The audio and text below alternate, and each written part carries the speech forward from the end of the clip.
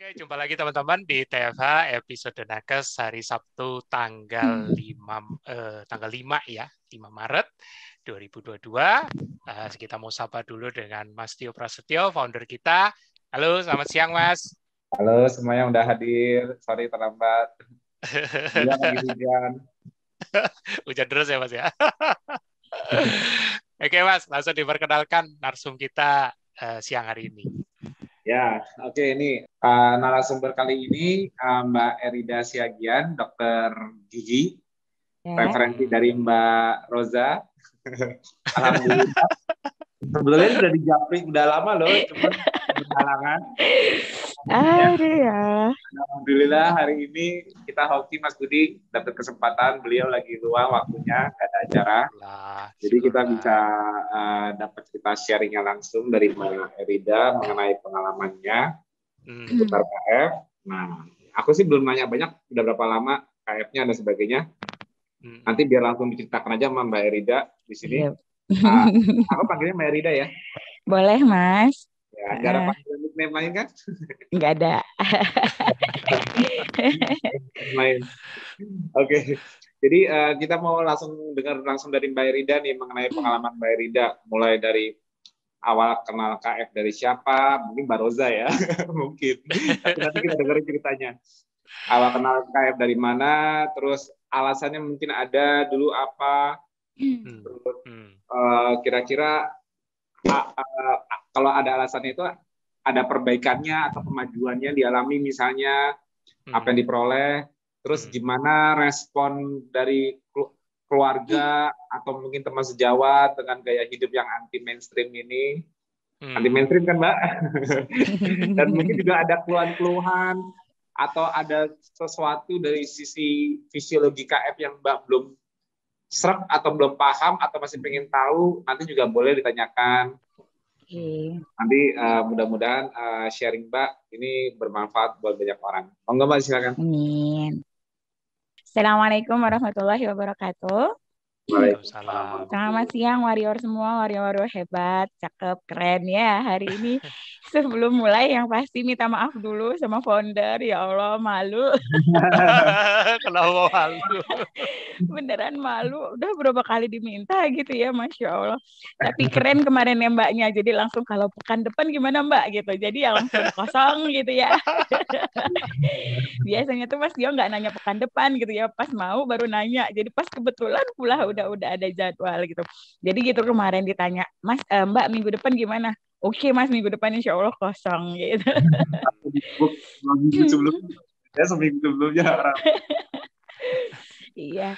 Nah kalau pengalaman, sebenarnya pertama kali KF itu kalau nggak salah Rida ya, ingat itu sekitar 2015 atau 2016 deh udah mulai. Jadi beda dikit sama dokter Piprim. Waktu pas masuk ke grup KF juga itu beda dikit sama dokter Piprim kalau nggak salah. Karena gitu pas masuk ngobrol tuh di awal tuh bertanya-tanya tuh pas itu. Nah kalau pertama kali tahu tentang KF itu searching. Terus pertama kenal dengan KF juga tahu Mas Tio, tahu Mbak Eva Badru. Nah itu sama Mas Bobby malah belum kenal waktu itu, belum pernah tahu gitu ya. Nah jadi 2015 atau 16 gitu saya nggak inget. Pokoknya beda dikit sama Dr. Piprim. Dr. Piprim itu 2015 apa 16 Mas? Pertama 2016-an. Enggak lah, 2016. 16. Nah, itu tuh saya mulai waktu itu kenapa pengen tahu sebenarnya karena awalnya banget sih sebenarnya justru buat suamiku gitu loh waktu itu yang emang riwayat si Abi punya asam urat sama batu ginjal. Nah, terus dengan riwayat juga alergi obat yang banyak banget. Dari mulai antibiotik, ibuprofen, diklofenak, tuh pokoknya dia banyak alergi obat gitu, Mas. Jadi, kayak jagain dia itu kayak jaga berlian, saya bilang gitu ya. Kalau sakit saya bingung gitu loh mau ngasih dia obat apa gitu kan. Sampai saya tuh nyuruh sama dia, Abi harus ingat obat-obat apa aja yang Abi itu alergi. Jadi kalau nanti nggak pas sama Umi terjadi sesuatu, Abi bisa ngomong ke dokternya yang nangani. Saya bilang gitu tuh waktu itu gitu ya. Nah, terus juga kalau secara kesehatan sih, kalau dulu saya sendiri nggak ada masalah apa-apa. Sampai ke hamil pertama, itu kayaknya mulai terjadinya metaboliknya berantakan. Karena waktu itu hamil anak pertama itu saya naik 25 kilo. Jadi naik 25 kilo itu yang memang Masya Allah makan nasi pokoknya sebentar-sebentar harus makan gitu loh. Dan makannya itu nggak nendang kalau nggak nasi. Jadi memang satu hari itu bisa sampai berkali-kali karena memang lapar kalau nggak dimakan mual, nggak makan mual gitu. Jadi akhirnya makan itu sampai waktu hamil anak pertama itu naik 25 kilo, terus gula naik, pokoknya gula tinggi, kolesterol tinggi, asam urat tinggi, yang rendah cuma HB. Jadi udah itunya naik semua, HB-nya rendah. Nah, jadi bingung dokternya nyuruh makannya jadi apa gitu. Paling cuma diantisipasi dengan obat suplemen nih kan, FE dan tambah darah sama zat besi itu gitu. Terus sampai lahiran anak juga yang kita nggak tidur malam, nggak bisa tidur, dan disitulah mulai tensi pertama sekali bisa sampai 180 waktu itu. Sampai 180. Padahal riwayat waktu gadis tuh mau 100 aja susah, Mas. Karena biasa tensi 90 gitu ya. Pas yang udah lahir anak pertama itu sih gitu kayaknya yang memang metabolic sindromnya tuh terganggu di situ waktu metaboliknya. Nah, terus waktu hamil kedua justru nggak bisa makan, hiperemesis. Jadi turun malah beratnya. Nah, turun beratnya sampai di 7 bulan baru bisa makan, itu baru yang beratnya naik lagi gitu ke semula. Nah, setelah itu tuh mulailah yang permasalahan, kalau dulu kan yang kita nggak ngerti zamannya belum gitu, kolesterol itu kan sangat mengerikan gitu ya. Jadi dan kita tinggal yang di Kepri, penuh dengan seafood yang memang ya namanya juga di kepulauan gitu, yang dimakan juga itu aja gitu ya. Jadi emang yang bahkan sampai pernah tuh kolesterol 370 nggak nyadar itu yang berasa leher tuh gatel, tapi di Garo nggak kerasa apa-apa, kesentuh juga nggak kerasa itu gitu loh.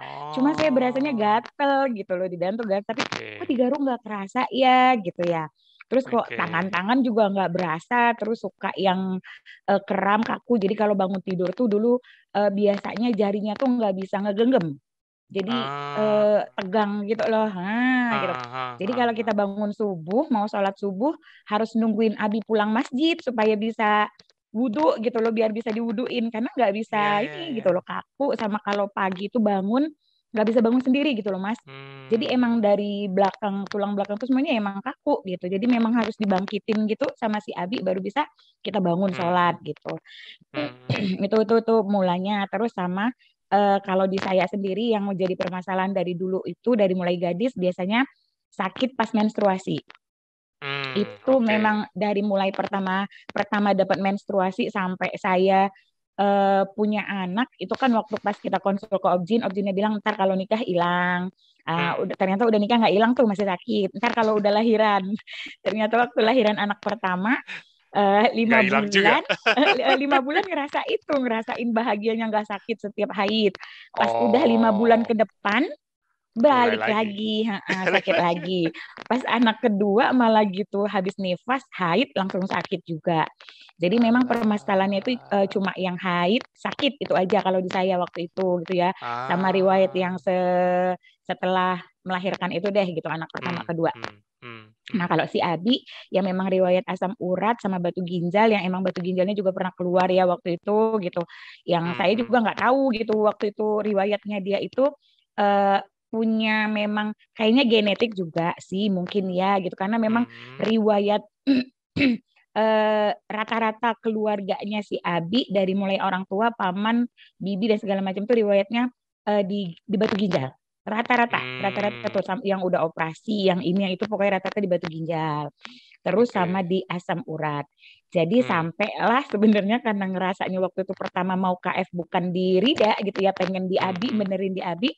Awalnya itu, tapi kan nggak mungkin ngajak orang kalau kita nggak nyoba gitu loh, maksudnya kita nggak ngejalanin kan Mas gitu. Jadi akhirnya di awal itu saya bilang sebelum saya KF, tapi memang saya searching banget protokol KF itu kayak gimana, sampai saya benar-benar paham, sampai saya benar-benar siap, baru saya mulai gitu loh. Karena memang saya baca di situ kan itu bukan program diet, bukan segala macam, tapi memang gaya hidup yang artinya ya seumur hidup kita akan jalani gitu. Makanya kalau nggak karena tekad yang kuat pasti berhenti di tengah jalan gitu. Waktu itu mikirnya tuh begitu. Nah kemudian lagi kalau kita nggak ngerti gimana mau ngejalaninya. Makanya waktu di awal itu saya bener-bener pahamin banget ininya protokolnya. Itu saya belajar protokol, memahami itu kalau nggak salah sekitar 3 hari sampai 4 harian tuh saya benar-benar baca sampai pahamin dulu gitu. Semedi. Gitu. Sembari membulatkan tekad gitu. Nah, jadi akhirnya setelah paham itu pas bulan Ramadan kalau nggak salah saya mulai nyoba pertama kali KF. Nah, pas Ramadan. Terus kalau di saya sendiri nggak terlalu susah ngelepasin nasi karena memang riwayat keluarga saya yang nggak terlalu banyak mengkonsumsi nasi, tapi memang dari dulu itu diajari dengan banyak mengkonsumsi lauk, sayur sama buah gitu.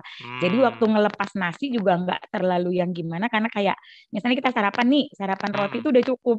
Nah, tapi beda di Abi karena model keluarga Abi pemakan nasi. Jadi kalau belum makan nasi belum sah.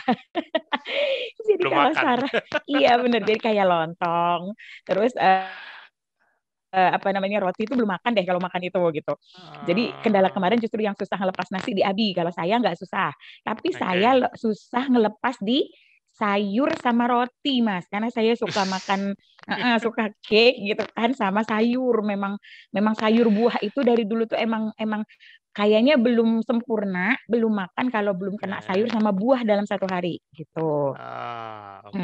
Bahkan sebelum pas mulai KF itu saya sempat yang ngejalanin makan buah sarapan itu ya buah. Jadi kalau kita belanja itu buah sampai berkilo-kilo dimasukin ke kulkas gitu. Itu sebelum mulai KF tuh saya ingat banget karena memang badan udah gede banget waktu itu gitu kan gitu. Jadi udah deh nggak usah sarapan, kita makannya ke buah gitu. Jadi nggak roti nggak segala macam tapi di buah waktu itu. Nah sampai kemudian pas di Ramadan itu saya mulai itu saya nggak mikir amunisi yang lengkap-lengkap kayak gimana nggak. Saya cuma butuh VCO sama teh hijau waktu itu. Jadi saya cuma punya 2 itu. Saya mulai dengan itu gitu ya. Terus karena memang udah paham di awal pasti kena ketoflu, pasti kemudian ada masa transisi gitu ya waktu jangan terus batuk saya malah lama itu ketoflunya tuh dibatuk waktu itu. Batuknya tuh lama Mas sampai yang Ramadan selesai sampai Lebaran mudik pulang dari Medan ke sini tuh masih yang batuk itu lama gitu. Tapi ya setelah itu ya alhamdulillah tuntas gitu waktu itu. Nah, jadi pas yang Ramadan itu kita mulai, saya udah mulai seminggu, baru suami mulai. Nah, itu. Jadi waktu pas saya mulain ketuk ke suami juga, saya nggak langsung berhentiin nasi, karena saya nanya dia dulu, siap nggak gitu. Abi memang mau sendiri atau karena paksaan dari saya? Nggak mau waktu itu kan. Jadi waktu dia bilang mau, akhirnya saya bilang, Abi mau nggak kalau nasinya Umi yang ngatur gitu. Akhirnya dia mau, saya kurangin sedikit-sedikit sampai akhirnya 1 minggu ngurangin nasi, lantas beliau bilang, insya Allah Abi siap, udah nggak makan nasi lagi gitu. Jadi akhirnya kita mulailah itu betul-betul dua-dua saya udah KF udah sama sekali nggak nyentuh nasi, karbo dan yang lainnya. Cuma memang betul makan lauk. Nah, seminggu kemudian baru Abi ya waktu itu. Tapi memang benar-benar mudah kalau kita berdua gitu ya Mas. Jadi karena nggak ada yang mengganggu dan menggoda kembali gitu ya. Karena dua-duanya udah sama. Terus saya juga jadi nggak ribet gitu loh, masaknya sekalian gitu kan ya. Paling tinggal waktu itu di anak-anak. Nah kemudian kalau kendalanya pas menjalani KF itu sama, suami juga ngalamin yang kelingan dan segala macam. Cuma suami sih kalau saya rasa lebih berat. Jadi waktu pas sudah sekian bulan kita KF, Habi itu HC-nya tetap di asam urat, Mas. Di asam urat. Jadi kakinya tuh sampai yang bengkak, nggak bisa jalan, gitu ya. Itu emang beneran bolak-balik dan memang HC dia itu terus gitu loh. Nanti udah selesai HC, berapa bulan HC-nya itu lagi gitu. Terus diperbaiki itu dari yang asam uratnya dia. Waktu itu saya nggak tahu loh kalau asam urat tuh sampai sesakit itu ternyata gitu. Jadi saya bilang waktu beliau minta obat, Mas, obat ini kan cuma menipu, saya bilang hanya memanipulasi. Memang pengen sehat nggak nih dari asam urat? Saya bilang kan kita udah mulai ketua. Saya bertahan nggak ngasih obat tuh Mas, nggak ngasih obat gitu ya buat dia gitu.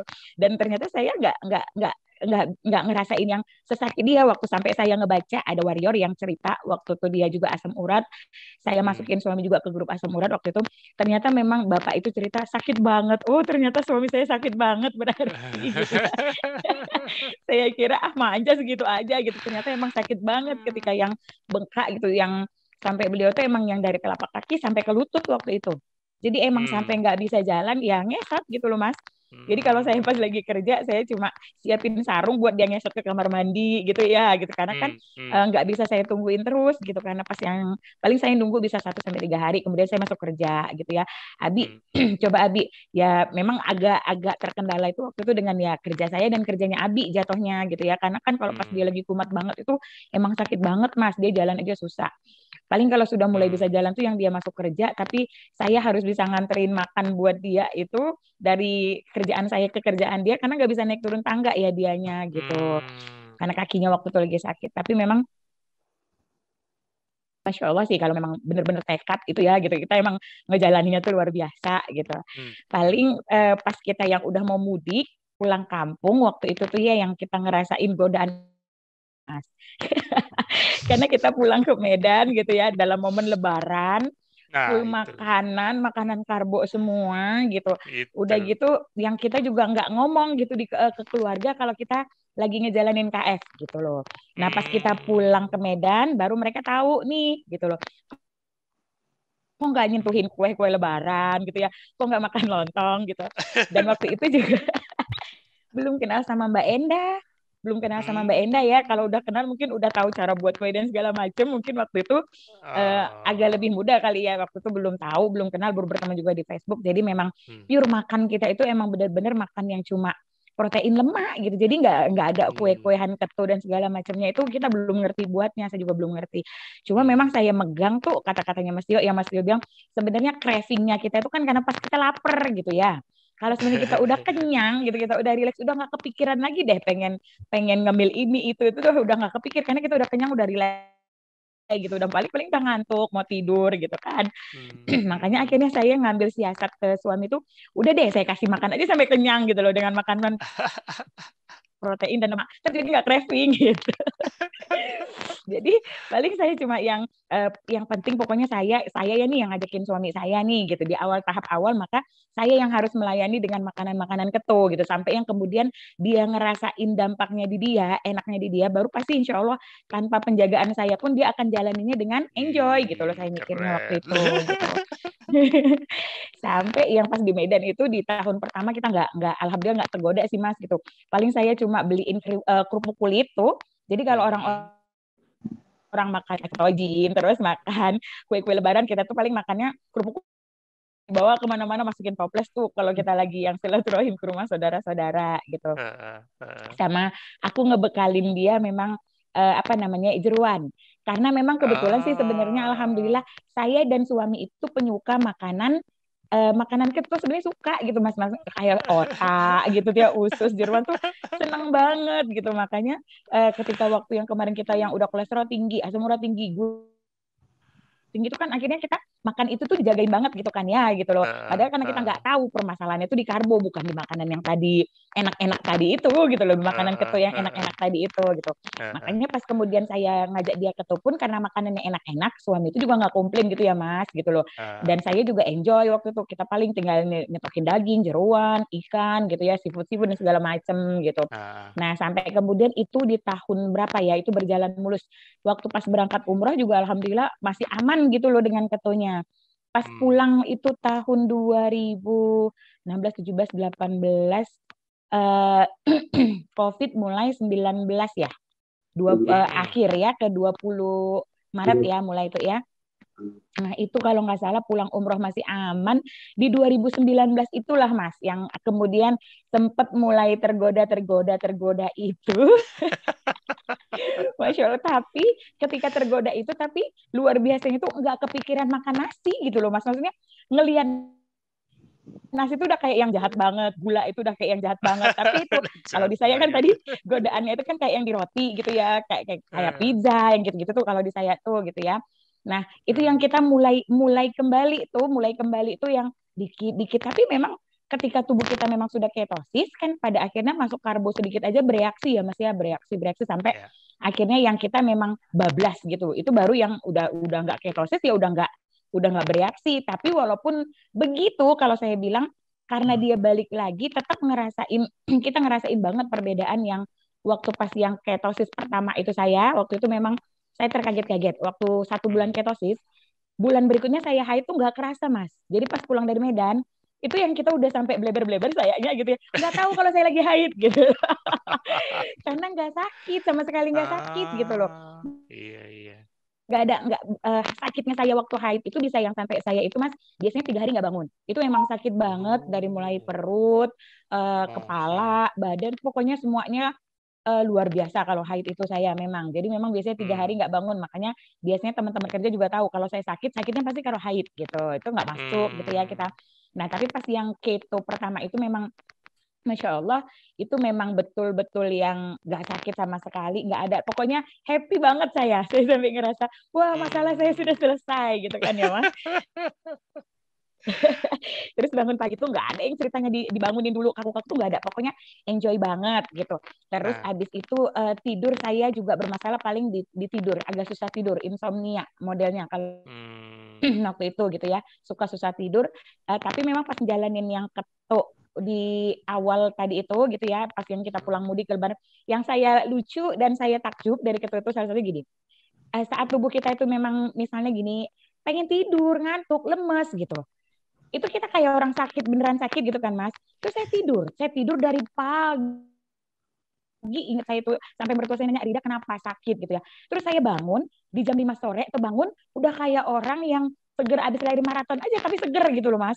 Bangun saya bilang cuma, Umi belum buat bukaan puasa buat kita gitu. Jadi saya waktu masak terkaget-kaget, perasaan tadi saya begitu lemesnya gitu ya waktu itu gitu ya. Sampai akhirnya saya sekarang ngerti gitu, oh ternyata itu proses proses penyembuhan dan pembentukan sel-sel saya waktu ketika tidur itu luar biasa gitu. Yang ketika saya bangun bisa se-fresh itu gitu loh. Udah kayak nggak kenapa-kenapa tadinya gitu loh. Terus yang memang kemudian insomnia juga hilang gitu. Tidur jam 9 nggak usah disuruh-suruh tidur tuh memang yang kita tidur gitu. Langsung tidurnya enak cepet, bangunnya juga cepet gitu. Jadi memang ngerasain tubuh yang emang luar biasa. Terus kita juga ibadah jadi lebih enak gitu ya ngerasain waktu. Sampai yang tadi di 2019 kalau nggak salah, itu saya nggak lama sih berkhianatnya waktu itu gitu ya. Cepat kemudian mencari kembali karena ngerasain reaksi tubuh juga yang nggak enak gitu ya. Itu memang terus pengen balik gitu loh, pengen balik. Ini nggak bener, waktu pas mau balik itu bilangnya gini sama suami, ya Allah Mas gitu ya, kita ini nggak bersyukur banget ya, saya bilang. Kemarin kita kenal ketu, alhamdulillah gitu, Allah udah kasih kesehatan, rasain enaknya, kok nggak bersyukur, kok balik lagi, saya bilang gitu.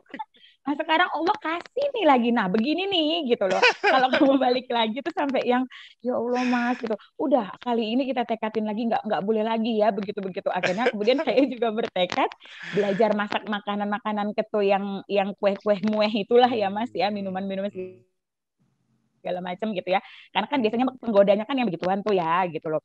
Jadi memang Masya Allah sampai yang tapi 2019 itu yang terus mulai. Terus tapi di 2020 itu saya sempat kena psikosomatis gara-gara COVID gitu ya. Makanya saya bilang, saya sempat Mas tuh psikosomatis tuh yang sempat juga ngejapriin Mas Tio waktu itu. Tapi memang benar-benar ketika kemudian 5 pilar salah satunya manajemen stres itu nggak kekontrol, memang dampaknya luar biasa banget Mas. Itu saya sampai memang pas poli gigi ditutup karena memang lagi marak-maraknya. Itu saya 3 bulan di rumah, tapi di rumah itu benar-benar di rumah karena nggak berdaya, nggak bisa ngapa-ngapain asli. Itu yang sampai saya udah sama suami itu bilang, ih kayaknya umur Umi udah nggak panjang deh, udah sampai gitu tuh. Karena memang karena asam lambung itu, Masya Allah saya minum omeprazol apapun, itu kayak nggak fungsi banget bener. Karena memang ternyata kan apa ya namanya, saraf simpatis kita lagi yang aktif banget, stresnya tinggi banget gitu ya.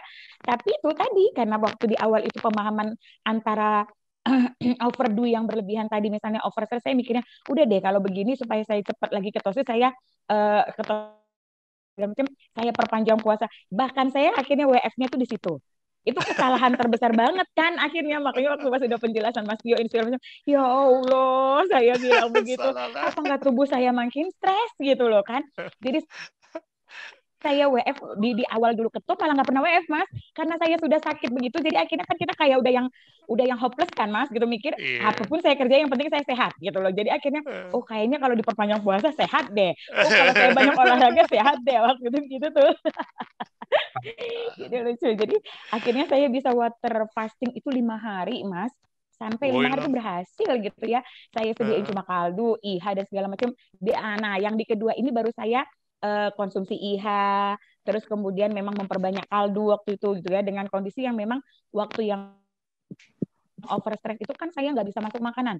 Masuk satu potong ayam itu aja Mas, udah yang kita begah, mual, muntah itu udah yang terus begitu gitu, dan bolak-balik over diuresis kita kan, jadi bolak-balik pipis dan segala macam, dan memang berat badan langsung tambah turun gitu. Jadi di 3 bulan yang sampai memang ketika pas yang udah over stress itu kan akhirnya GERD saya keluar, anxiety saya keluar gitu. Itu saya memang ya ampun Mas, udah sampai yang berpikir, duh gimana ya kalau mau pulang kampung, mau mudik, terus tiba-tiba di bandara saya kumat nih GERD-nya kayak begini. Kan kalau pas udah lagi yang flare up itu bener-bener yang tak berdaya Mas gitu loh.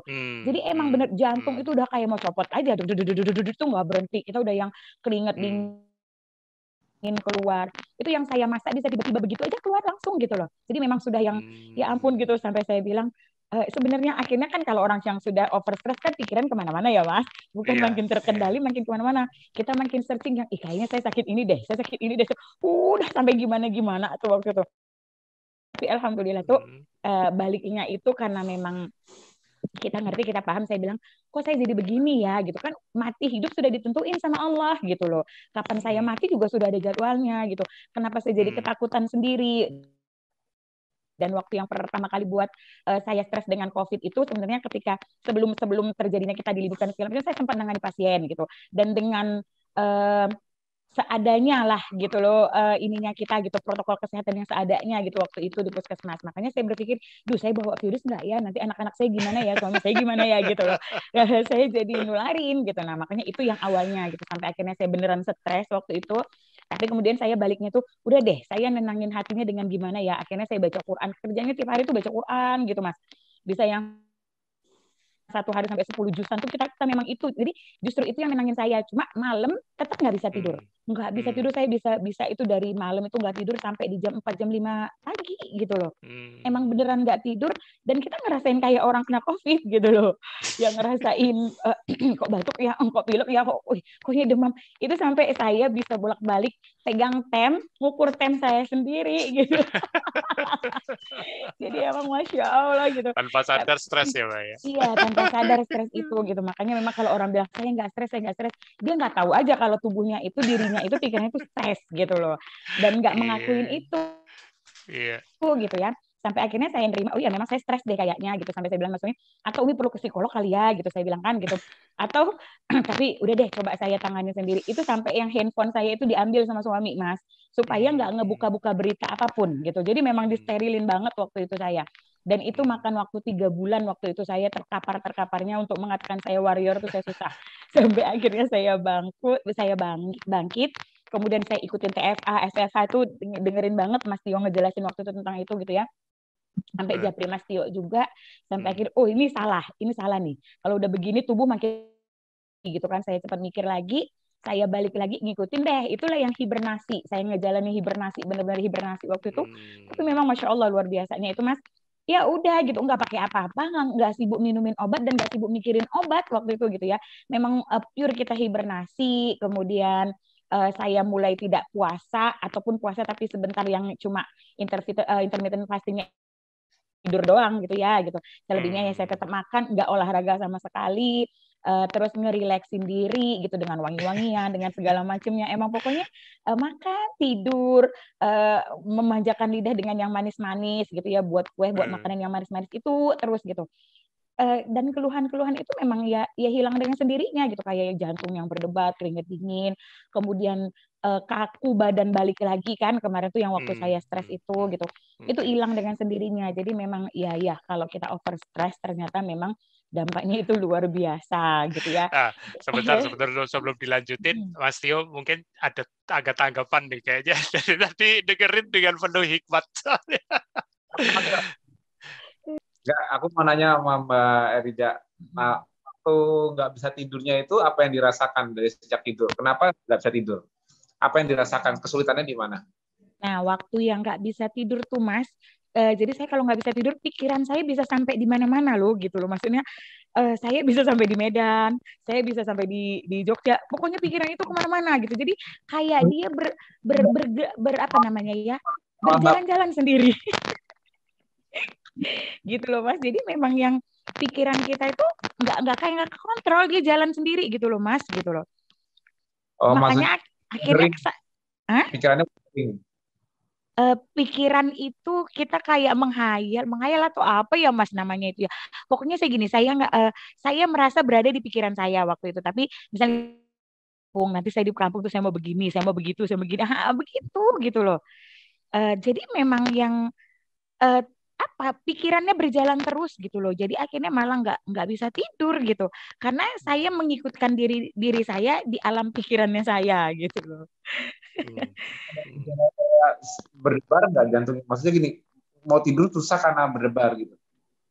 Kalau yang malam mau tidur itu enggak. Berdebarnya itu justru spontan Mas kalau kemarin.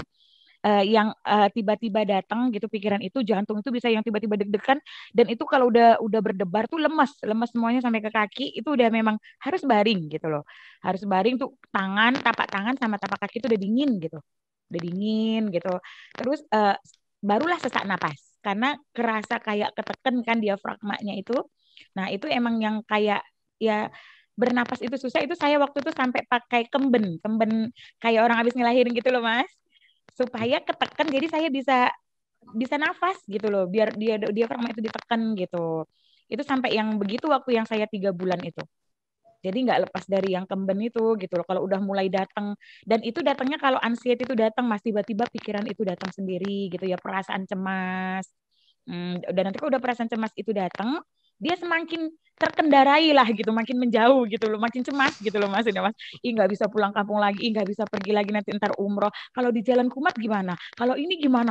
Gitu loh mas.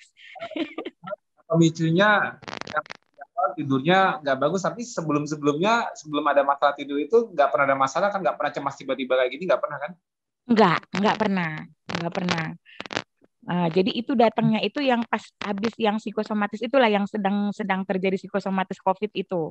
Itu yang memang belum pernah ngerasain GERD sampai yang kayak gitu tuh belum. Kalau yang di awal-awal ketuk kan sempat yang kita muntah-muntah, iya saya ngalamin gitu ya.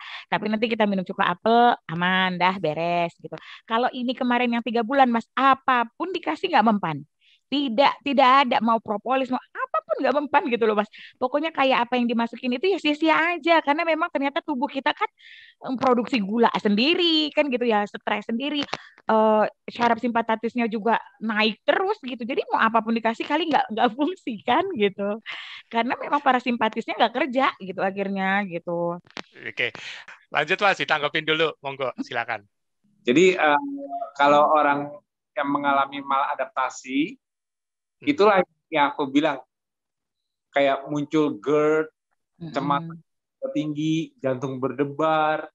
Itu semua terbukti dengan akar masalah yang dialami Mbak Erida, apapun penyebabnya, entah itu COVID maupun bukan, siapapun warriornya, ada kejadian yang membuat tidurnya nggak bagus berlarut-larut, langsung bisa menimbulkan maladaptasi, dan gejalanya persis seperti yang Mbak alami. Dan kebanyakan yang japri aku, itu kecemasannya, waduh, bener yang Mbak bilang tadi. Yang membuat mereka tidur susah, itu wandering. Wanderingnya pikirannya jalan-jalan, kayak apa aja dipikirin. Sorry, aku mau sebentar. Mbak Erida mengalami penurunan berat badan juga nggak? Iya, jauh Mas. Mbak kepikiran dengan berat mah nggak waktu turun? Kenapa? Waktu Mbak mengalami penurunan berat badan, Mbak kepikiran nggak dengan berat Mbak? Jadi kayak bawa pikiran baru gitu loh. Oh, enggak, waktu itu enggak. Cuma yang kepikiran tuh nggak bisa itu Mas, apa namanya, sakit perutnya kan, jadinya sakit ya karena asam lambung tuh seperti itu, terus berbunyi terus kan perutnya kuruk gitu.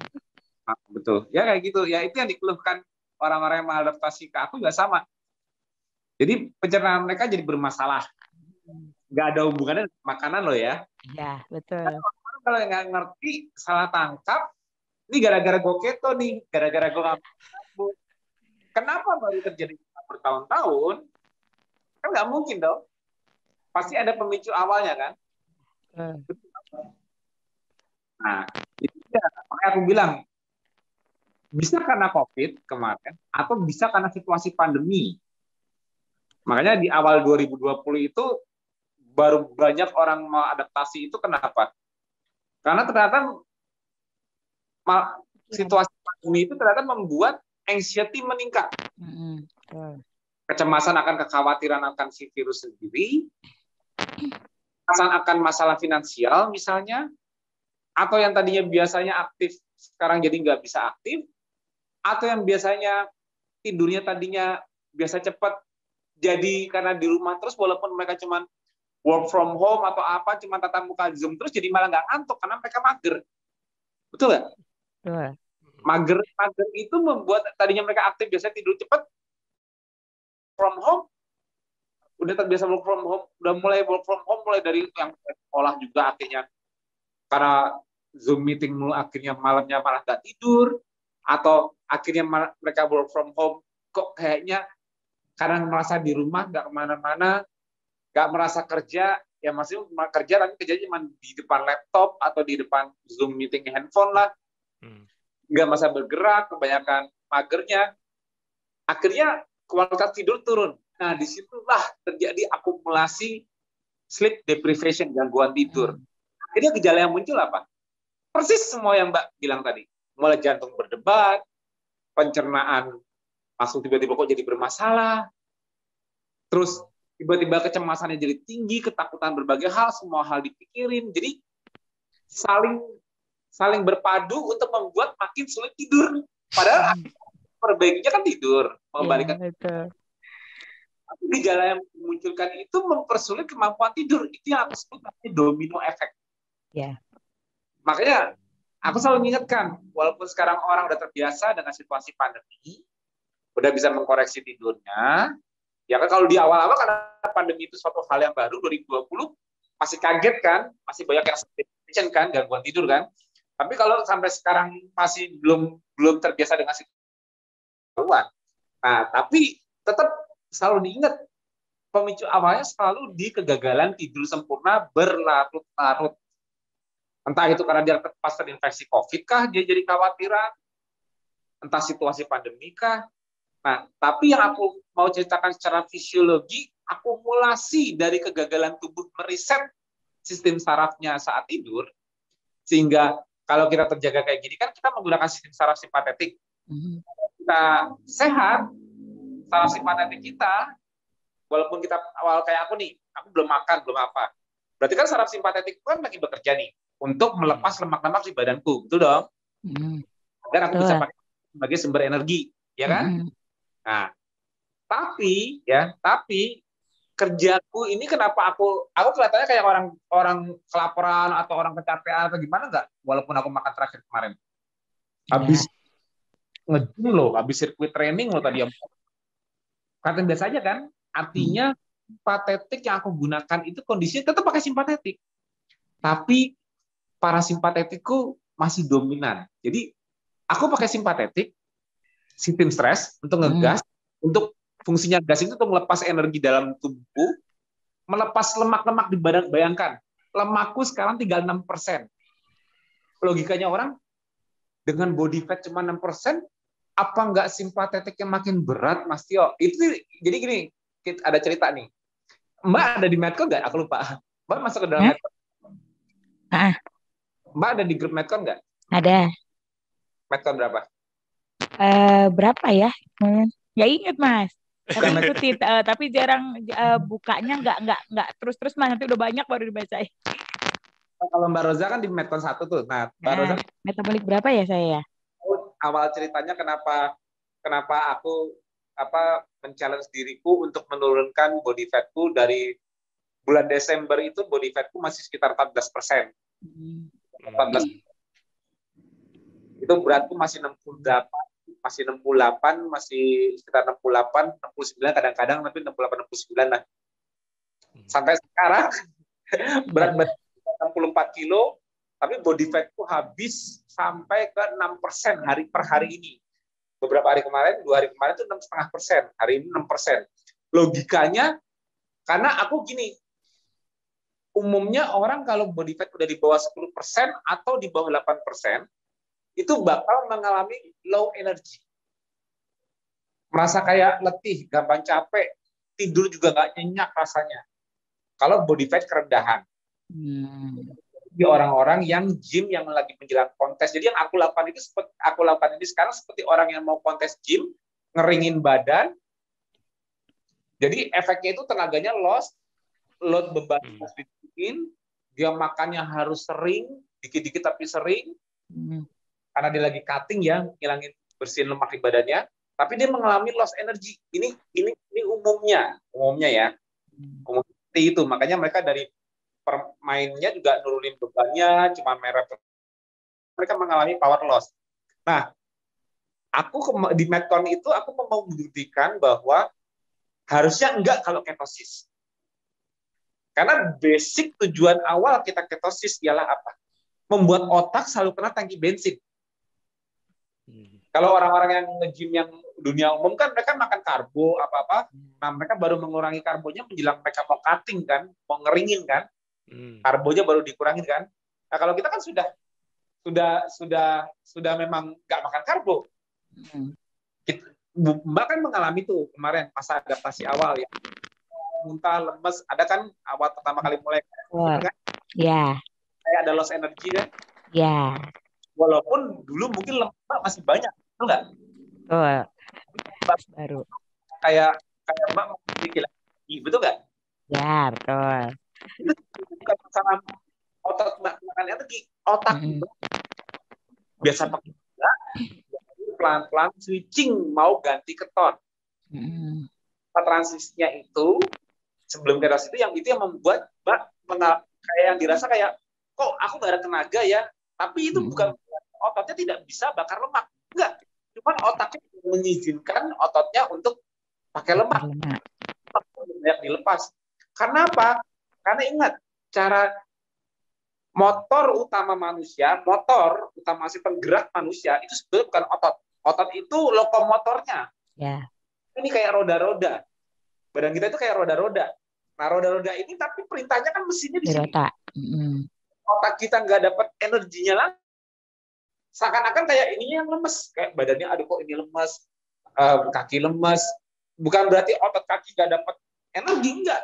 Saraf pengontrolnya, sistem saraf pengontrolnya, kakinya itu yang lagi kuat. Itu masalahnya di situ. Jadi dengan adaptasi ketosis, tujuan awalnya ialah apa? Membuat otak kita terbiasa pakai keton yang asalnya dari apa? Lemak di badan, bukan? Ya, betul. Itu yang mau aku buktikan kemarin di Metcon. Aku bilang, kalau kemarin aku body fatku di atas 10%, 12-14% kan, ya itu masih cukup. Nah, aku lagi mau coba go to the extreme. Mungkin nggak aku punya body fat di bawah 8%? Aku mengalami nggak yang dialami orang-orang yang nge-gym yang pada cutting sampai lemes, ngulangin energi, tenaganya berkurang, terus moodnya berantakan misalnya, atau tidurnya jadi nggak nyenyak lagi. Aku mengalami nggak seperti itu? Ternyata tidak. Nah ini nih. Nah sekarang Mbak ngeliat aku kayak moodnya berantakan nggak? Kelihatan energi loss nggak? Kelihatan kayak dan aku tidak melakukan yang mereka lakukan, bukan makan sering, enggak. Aku tetap makan sekali. Berarti 6% body fat bukan halangan bagian ketosis untuk mengizinkan otaknya tetap pakai keton, betul nggak? Karena yang dibutuhkan otak ini cuma di atas asal di darah kita ketonnya sudah 0,5 milimol paling rendah, itu otak sudah switch pakai dari gula keton, udah selesai. Ternyata otak itu juga ketonnya nggak harus abrek-abrek, nggak harus banyak-banyak. Tapi walau dengan 0,5 milimol keton, 0,5-1 milimol, kayak aku keton juga udah nggak tinggi lagi, aku kisaran juga 0,5-1 milimol. Kalau aku habis nge-gym mungkin naik lagi, bisa sampai 2-3 milimol, kayak di awal. Tapi ternyata cukup loh, cukup buat otakku. Dengan lemakku cadangan, anggapnya lemak itu tangki bensin. Dengan tangki bensinku yang udah tipis, tipis banget, kata nggak? Badanku, ya nggak boleh buka. Lemaknya udah tinggal dikit. Nah, Udah kering banget rasanya nih. Rasanya kayak tipis banget baju lah tuh kemarin udah jubitin. tapi tapi intinya dengan cadangan lemak yang udah makin tipis pun, kuncinya kalau kita ketosis, artinya apa? Artinya otak kita diizinkan untuk selalu mengenal tangki bensinnya walau cuma 6%. Bayangin. Artinya it can. Nah, tapi jangan. Jadi ketosis itu intinya membuat kerja saraf simpatetik kita untuk melepas lemak walaupun lemaknya udah tinggal dikit. Ya berarti kan? Tetap enteng. Kuncinya itu kalau kuncinya untuk semua motorik kita kerjanya enteng, pencernaan kita santai, nggak ada GERD. Karena apa? Pencernaan kita pun juga dikontrol oleh saraf vagus nerve. Jadi kalau kita relax, simpatetik kita bagus, pencernaan kita aku nggak kucuk, nggak ada lapar, nggak GERD, nggak bermasalah kayak gitu. Kuncinya cuman saraf simpatetikku tidak berlebihan, vagal tone-ku, yang rileksnya dominan, sehingga bisa sehari di kondisi body fat 6%, tapi dengan santai biasa aja tuh, nggak ada kayak apa something yang berubah. Aku nggak masalah apa-apa, serius.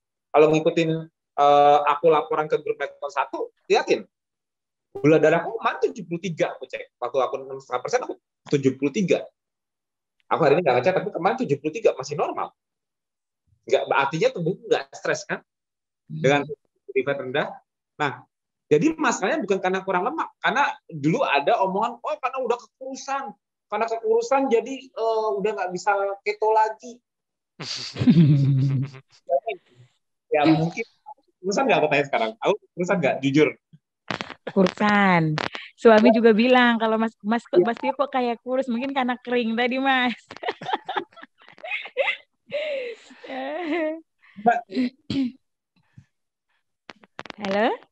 Halo, sorry kenapa tadi? Kalau kata suami ngelihat Mas Tio kok agak kurusan gitu kata suami saya. Begeng kayak orang yang kayak gitu kan enggak kan? Enggak. Maksudnya karena dia kayak mengencang kan jadinya Mas gitu loh. Apa bilangnya? Kan di kulit doang kan, kulitnya tipis kan. Masih ada ototnya, jadi kan nggak akan kurus kan.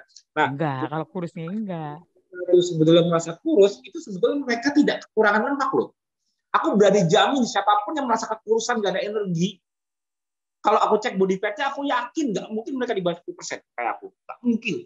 Walaupun mereka kelihatan lebih, aku jamin. Jadi itu alasan namanya kekurangan lemak. Aku yakin mereka body fat-nya bisa masih ada kok. 20% kelihatannya kurus, tapi 20% lemaknya tebel, perutnya tebel, aku udah tipis banget. Udah tebel loh mereka. Tapi mereka kurus itu sebenarnya cuma kurus otot. Dan bilangnya, nih gue kekurusan akhirnya nggak punya tenaga untuk keto, dia harus makan karbo lagi.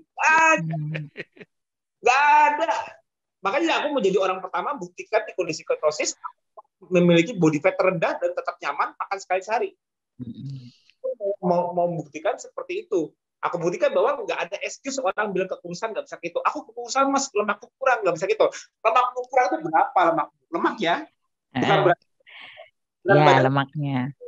Maksudnya gini, berat badannya underweight, tapi ternyata lemaknya nggak ada. Jadi gini, lemaknya underweight, berarti ada 30 kilo lah, 40 kilo misalnya. Secara komposisi tubuhnya. Nah, jadi kan nggak bisa menyalahkan kekurangan lemaknya dong. Betul dong? Ya. Harusnya kenapa mereka bergejala, kenapa mereka kerasa lemas waktu mereka masa kurus itu, sebetulnya gampang. Mereka waktu kayak Mbak waktu mengurus, Mbak lemak aja, nggak kehilangan otot. Betul. Kenapa Mbak kehilangan otot? Karena sistem saraf simpatetik Mbak kerja keras. Sistem saraf simpatetik Mbak ketinggian. Nah, sampai akhirnya Mbak itu nggak bisa, otaknya itu nggak bisa menurunkan simpatetiknya, ini yang kerasa kayak motoriknya yang nggak dapat energi. Merasa betul. merasa kayak ini pencernaan ini kenapa nih pencernaannya bermasalah. Jadi sistem saraf kita itu mengontrol semua organ kita, bahkan sampai sel-sel yang mobile, contohnya sel imun sekalipun, juga merupakan kontrol dari saraf. Saraf. Hormonal, Betul. sistem endokrin, walaupun mereka mobile di darah, sel-sel imun. Sudah jelas organ-organ sel intek mulai dari otot, organ jantung, liver, semua terinervasi oleh saraf. Jadi otak harus tahu what's going on in the system. Jadi selalu harus ada input afferent ke otak. Semua sinyal ini, semua tubuh kita ini, apapun selnya, selalu memberi masukan ke otak tentang apa yang terjadi. Otak memprosesnya, otak meresponnya, memberi afferent output. Afferentnya input, afferent itu output. Nah, kuncinya kenapa autonomic nervous system ini sangat penting untuk kita, ya nggak, kalau untuk paham mungkin susah ya, kalau mungkin neurolog aja juga belum terlalu paham banget. Tapi at least kita tahu gambar besarnya bahwa tubuh kita ini semua terkontrol. Nah, saraf ini ternyata berpengaruh kalau sampai kita mengalami sleep deprivation, gangguan tidur.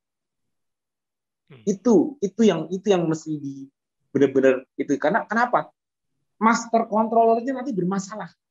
Kalau kita nggak memberikan kesempatan untuk otak kita meriset saat tidur, meriset tidurnya. Gimana Mbak mau tidur? Kebuktikan kalau nggak bisa riset, ternyata Mbak mau tidur pun jadi sulit, kayak wondering. Ini kok nggak mau relax-relaxnya otak kok jalan-jalan. Itu yang bahaya. Kenapa? Akhirnya, jujur nih, aku nanya sama Mbak Erida. Saat Mbak Erida mengalami mulai wondering gitu, kan Mbak mulai susah tidur. Ya. Kan juga tidur lagi. Besoknya gagal tidur lagi. Nah, aku tanya sekarang. Semakin lama Mbak gagal tidur, kira-kira makin mudah tidur apa makin gampang tidur?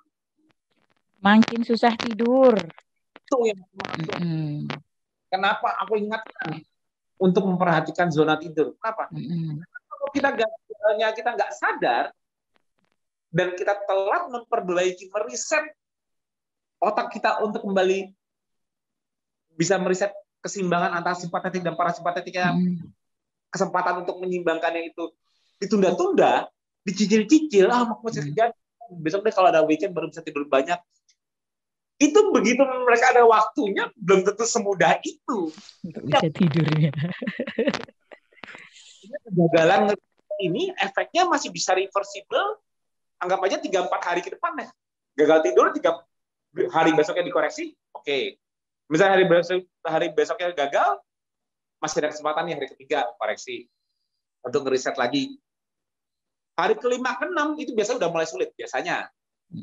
Biasanya hari kelima ke-6 kalau nggak buru-buru di riset, udah 3-4 hari gagal tidur, nggak buru-buru di riset, itu udah mulai sulit di kelima ke-6.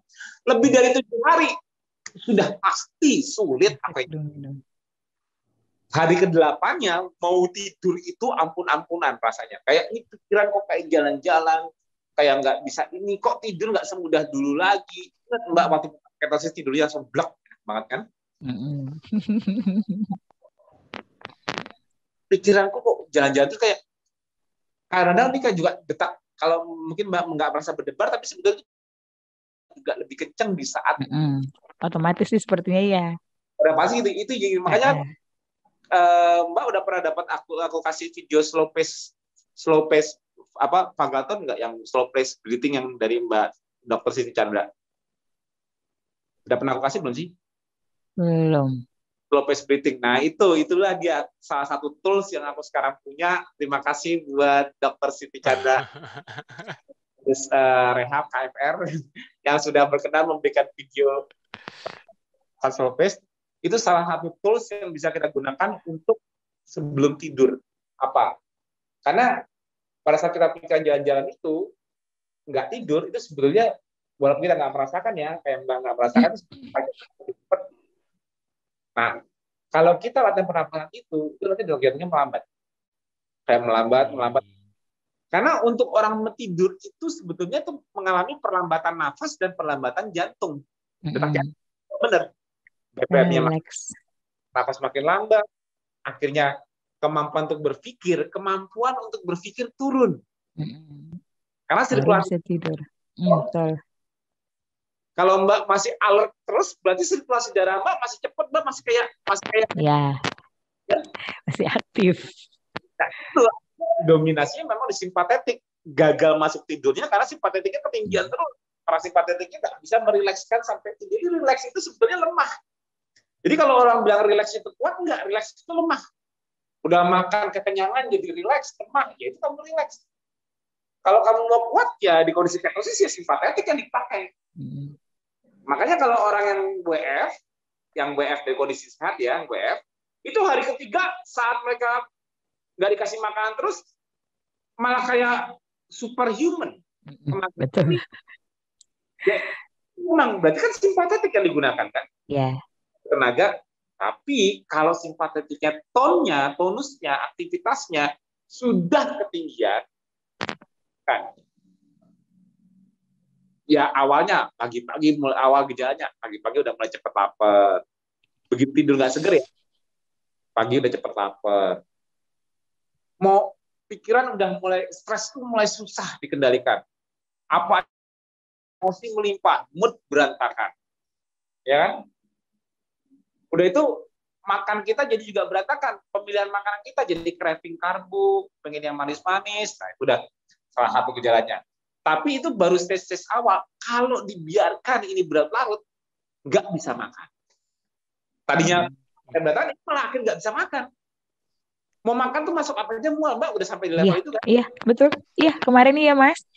Jadi makan itu pokoknya satu potong ayam aja untuk masuk tuh susah. Karena selera makan juga udah kenyang kan? Udah begah perutnya.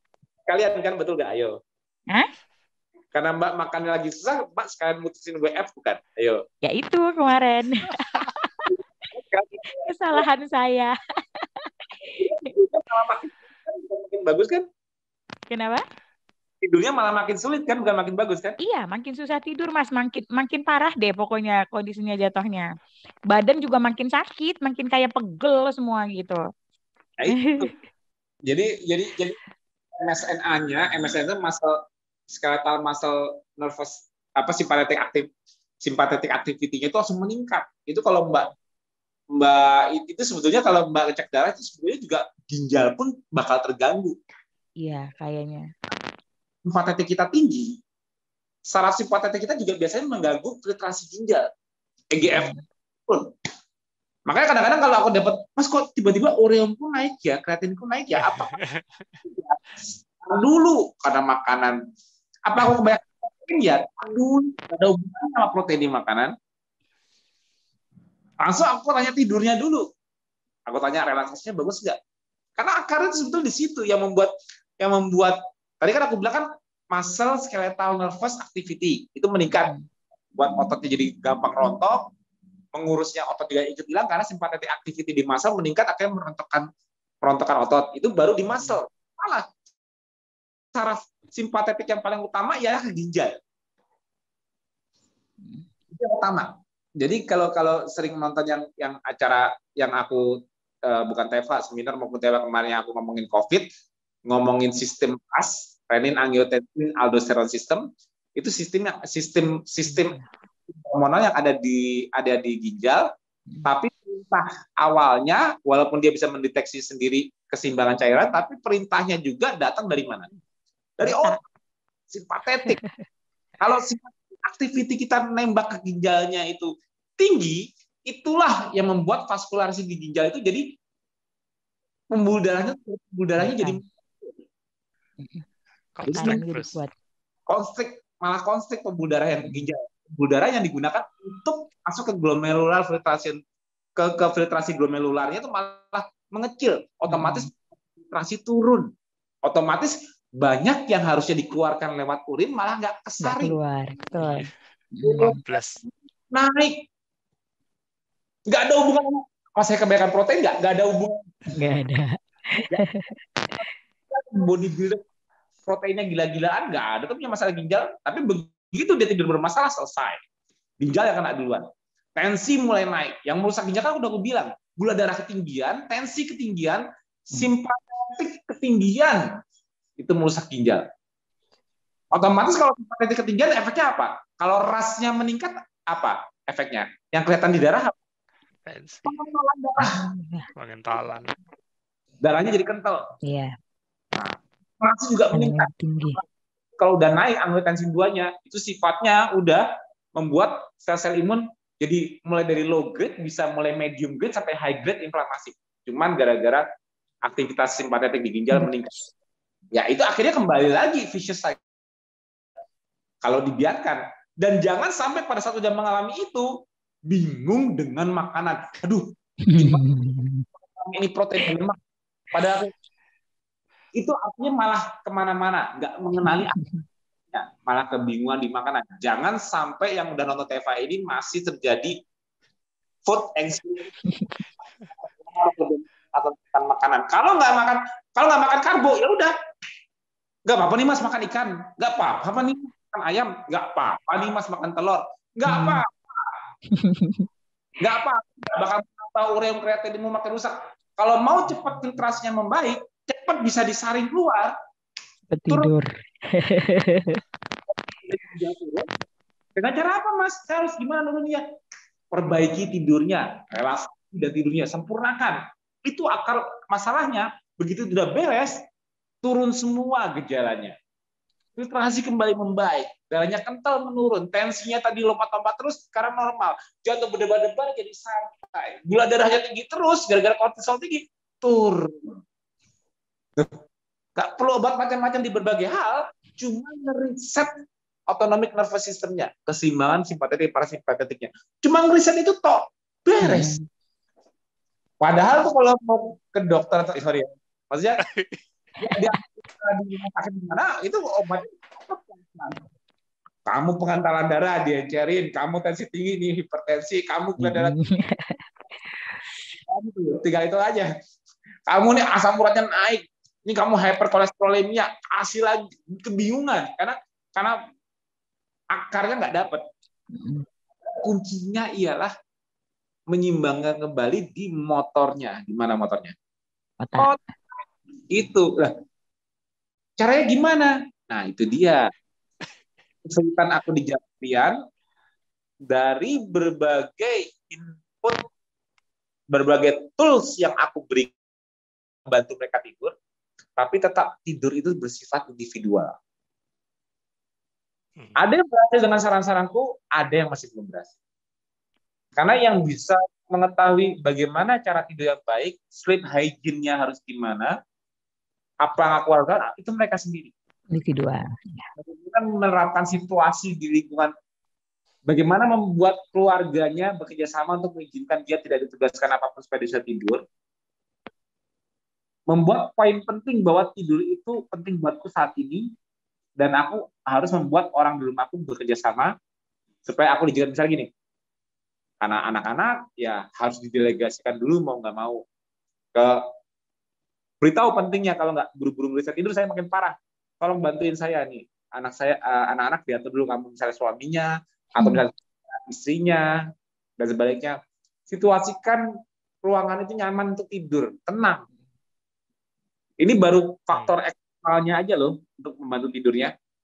Yang paling penting ya internalnya, psikologinya harus siap untuk tidur. Artinya apa? Harus sudah bisa let go apapun itu saat mau tidur.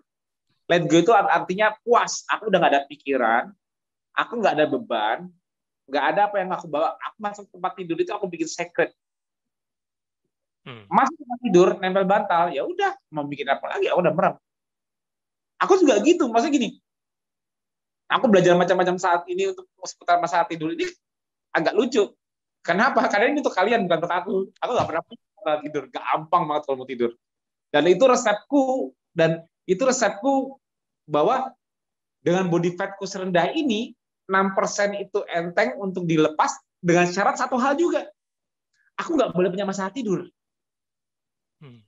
Karena memang secara logikanya kerja saraf simpatetik pasti agak lebih berat, agak lebih tinggi. Gini loh, kalau misalnya gini, tangki bensinnya masih isi 20 liter sama tangki bensin cuman isinya misalnya gini 20% body fat itu anggapnya 20 liter tangki bensin sama cuman tinggal 6 liter isi tangki bensin 6%.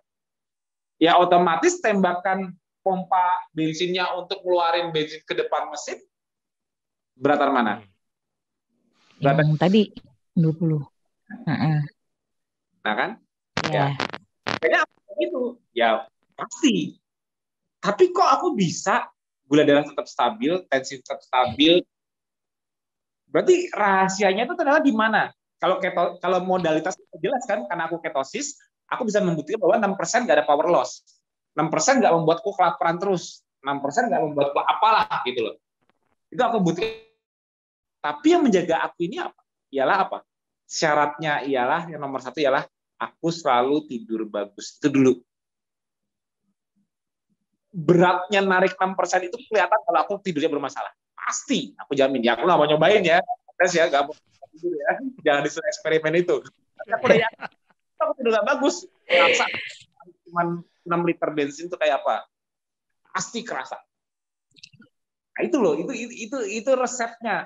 Ketosis itu modalitasnya, otak nggak pernah kehilangan energi, tapi sistem saraf jangan sampai tertekan vagal-tone-nya, jangan sampai kemampuan rileksnya tertekan karena suatu masalah tidur atau stres berlebihan yang membuat kita susah tidur, misalnya gitu. Stres pikiran berlebihan membuat susah tidur. Maksudnya kita nggak bisa relaksasi, ya karena tidurnya dong. Misalnya Mbak tiba-tiba ada masalah, kayak orang nih misalnya tiba-tiba dokter bilang, oh hati-hati nih kamu kena kanker nih. Tadinya bisa tidur nggak abis itu? Nggak bisa tidur.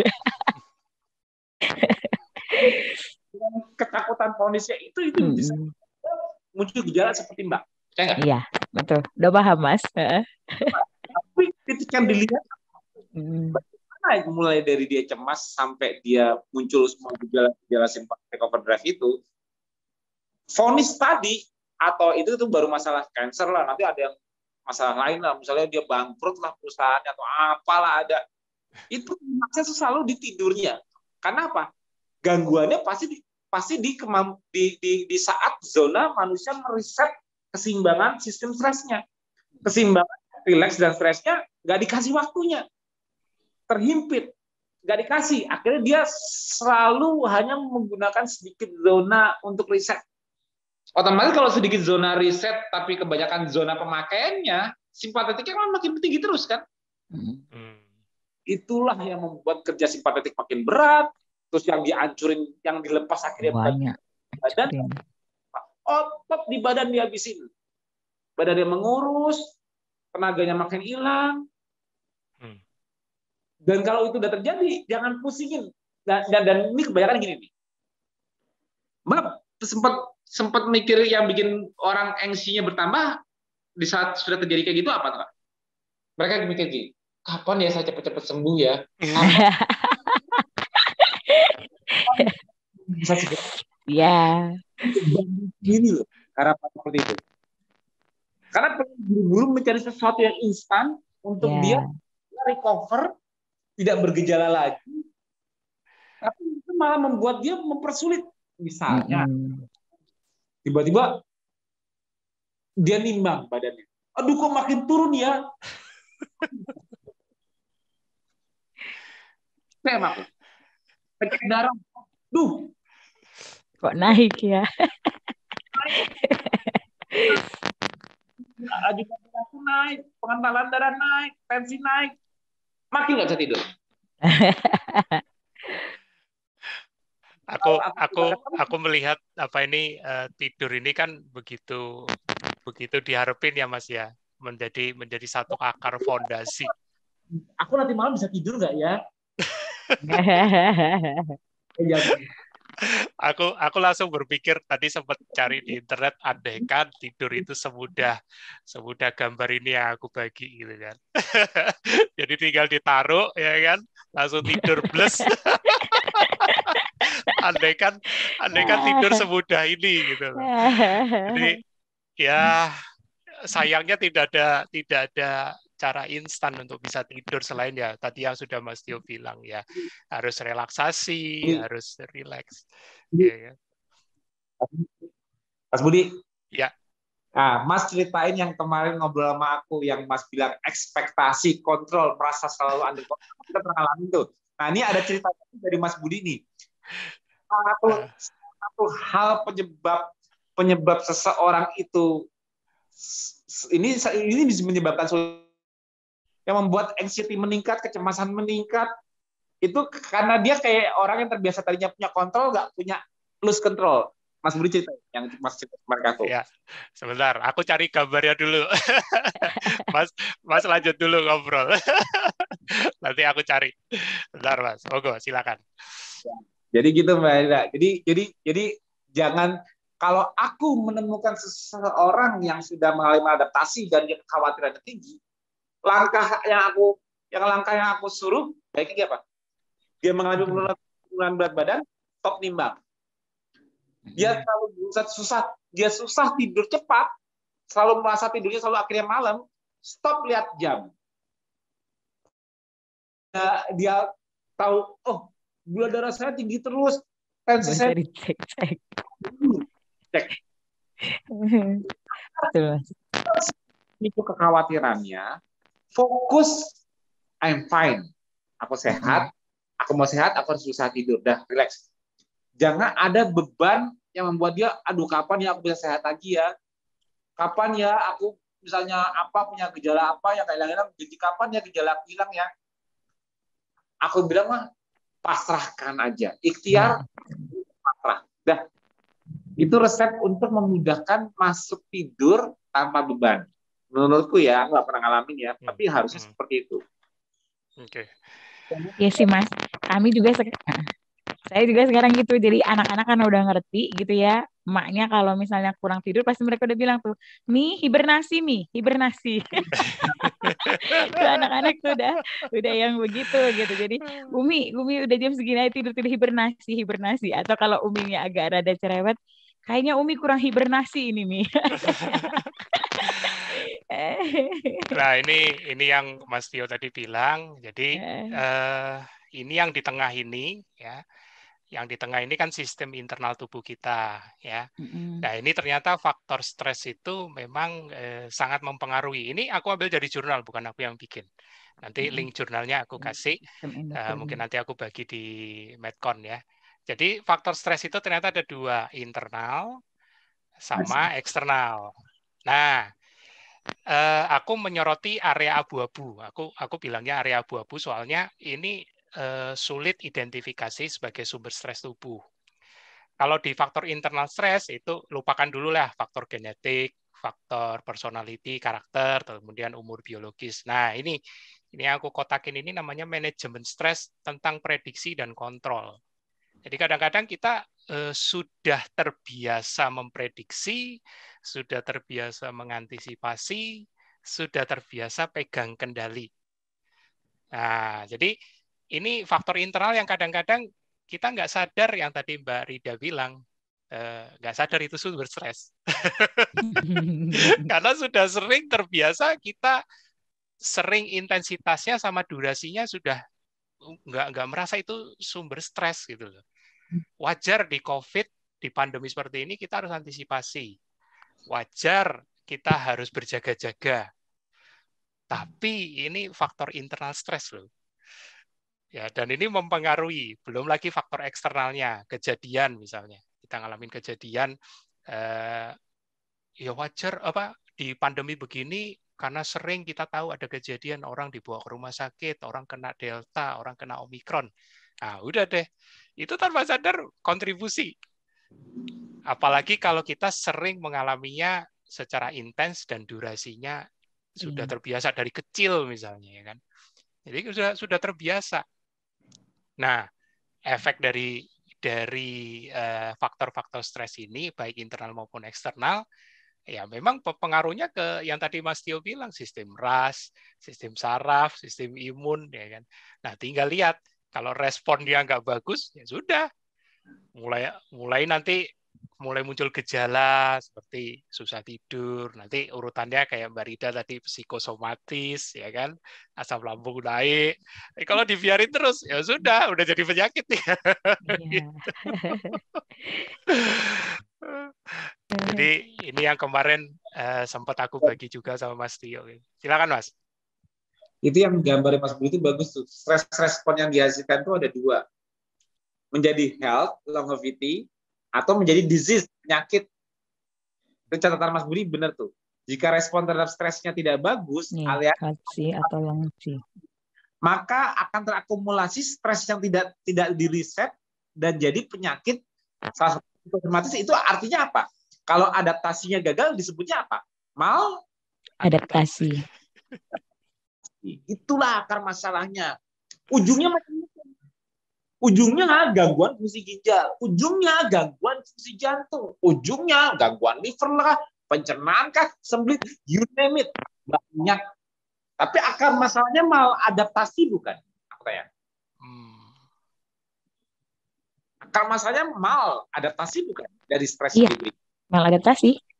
Itu rahasianya. Jadi gimana stres yang kita berikan sehari-hari, kayak aku nih, aku belum makan, berarti aku sengaja memberikan stres melalui puasa. Tadi pagi aku olahraga tanpa makan, berarti aku sengaja memberikan stres ke badanku lewat olahraganya. Berarti udah jelas dong, puasa dan olahraga itu bentuk stres dong. Ya. Jelas dong, nggak ada yang bilang ini bentuk sehat, ini baru bentuk sehat. Puasa itu sehat? Belum. Puasa itu usaha sehat. Puasa itu bentuk stres ke tubuh yang kalau nanti adaptasinya bagus terhadap puasa, hasilnya apa? Health, longevity. Itu sehat. Belum. Kata siapa olahraganya sakit kok rasanya badan? Kalau kamu beradaptasi dengan olahraganya menghasilkan perbaikan, diriset kembali, baru kamu mendapatkan health dan longevity. Nah, jadi jangan salah positioning sistem stres. Aku nggak mau stres, aku maunya tidur doang. Karena takut stres, ya kalau kamu nggak pernah olahraga, nggak pernah puasa makan terus ya tubuh kamu stres sendiri nantinya, walaupun nggak pernah memberikan stres. Jadi di kondisi kita tidur bagus dan kita fit, kita justru untuk mempertahankannya, untuk maintain, kita harus tetap memberikan demand. Contoh ya, misalnya gini deh, ini kan badanku sekarang ini kan hasil dari stresku dong, mungkin dong. Mungkin aku punya badan kayak gini tanpa aku nggak memberikan stres ke badan, mungkin nggak? Nggak mungkin. Nggak mungkin dong. Nggak mungkin, ngapain tuh aku bikin otot kayak gini? Nggak. Buat apa? Kan aku minta supaya ini ditambah untuk suatu fungsi yang aku lakukan, fungsi yang aku berikan ke tubuh untuk mengangkat sesuatu, bergerak gini, jadi aku dikasih bekal untuk tidak stres lagi. Jadi kalau aku nanti ngangkat 20 kilo, 30 kilo, stresnya tidak sebesar waktu pertama-tama, sebelum pertama kali aku mulai ngangkat. Artinya apa? Ini adalah hasil adaptasi tubuhku dari stres yang aku berikan. Berarti aku sengaja memberikan stres. Betul dong? Soalnya di level sel kesehatan lewat puasa, ya karena aku berpuasa, bukan aku makan terus. Jam segini belum makan pun aku terbiasa. Yang newbie coba aja jam segini belum makan, kalau nggak ya kan? Nah, kenapa Mas Tio bisa? Ya, pasti ada usahanya dulu dong. Diberikan stres, tapi adaptasi. Akhirnya hasil kemampuan untuk resist stres. Jadi ototku dan kemampuan puasaku merupakan bentuk hasil dari adaptasi yang benar, sehingga aku punya kemampuan resist untuk tidak stres, menahan stres karena nggak makan, menahan stres karena fungsi olahraga. Aku udah punya apa ini dan insya Allah ya.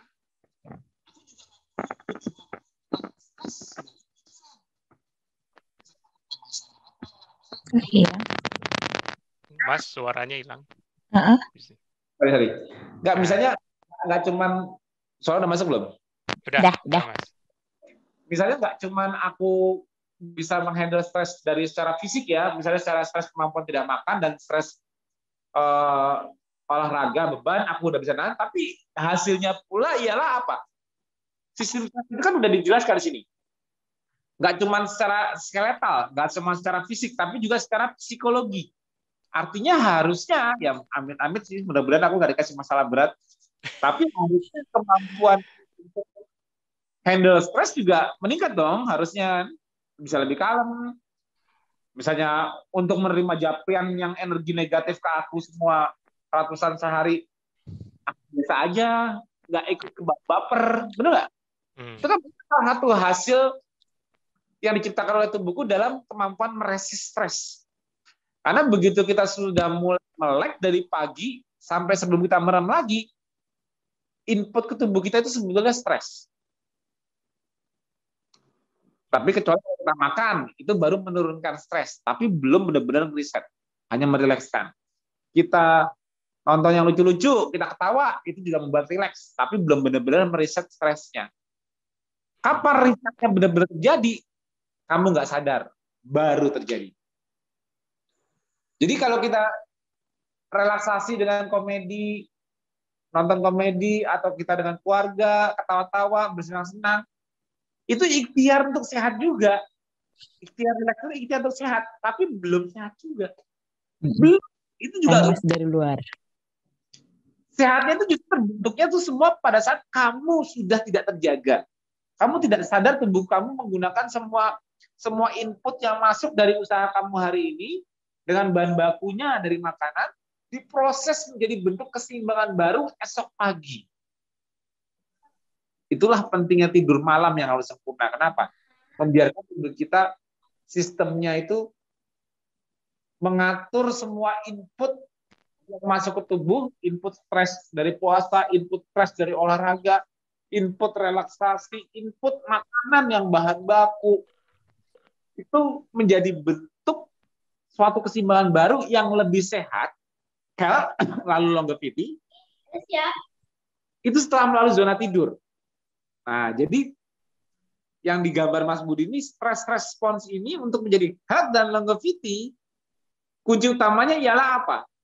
Zonanya untuk mengkonsolidasikan semua input tidurnya bagus. Akhirnya baru bisa menjadi health. Kebalikannya, kalau kita terlalu over di trainingnya, over di fastingnya, kurang di feedingnya, atau terlalu over di feedingnya juga bisa. Overfeeding maupun underfeeding sama halnya.